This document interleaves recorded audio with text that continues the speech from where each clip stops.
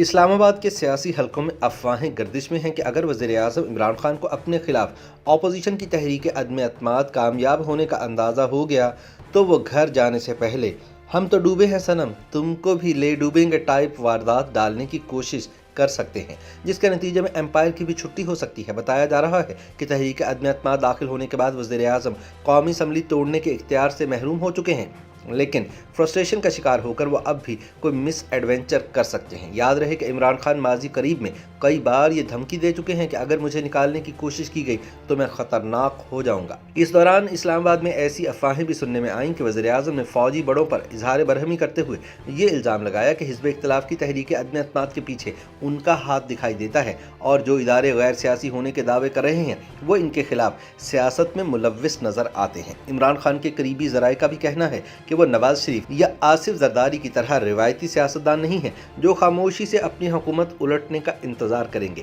ان کا کہنا ہے کہ اپنی خطرناک طبیعت کے عین مطابق کھیل آخری اوور میں داخل ہو جانے کے بعد کپتان آخری بال پر کریز سے باہر نکل کر ایک لمبا چھکا مارنے کی صلاحیت بھی رکھتے ہیں جو شاید سٹیڈیم سے بھی باہر جا گرے۔ ذرائع کا کہنا ہے کہ اگر کپتان نے ایسا چھکا لگا دیا تو حزب اختلاف کی تحریک عدم اعتماد ناکام ہو سکتی ہے اور عمران خان اپنا اقتدار بھی بچا سکتے ہیں۔ حکومتی ذرائع کا کہنا ہے کہ اپوزیشن کی تحریک عدم اعتماد داخل ہونے کے بعد وزیر اعظم کو ہر طرح کے مشورے دیے جا رہے ہیں، لیکن آخری فیصلہ وہ خود کریں گے۔ تاہم عمران خان کے قریبی ذرائع کا کہنا ہے کہ ترک کا ایک پتا اب بھی ان کے پاس باقی ہے جو آخری لمحے میں سارے کھیل کا نقشہ بدل سکتا ہے، لیکن سیاسی تجزیہ کاروں کا کہنا ہے کہ عمران خان کے خلاف قومی اسمبلی میں اپوزیشن کی جانب سے تحریک عدم اعتماد پیش کیے جانے کے بعد لگتا ہے کہ بڑا فیصلہ لینے کا وقت گزر چکا ہے۔ ان کا کہنا ہے کہ کپتان کے ایک طرف کنواں ہے دوسری طرف کھائی اور اب بچنے کا کوئی امکان باقی نہیں بچا۔ عمران خان کے لیے سیاسی مشکلات سنگین تر ہو چکی ہیں، لیکن اب ان کا مقابلہ اپوزیشن،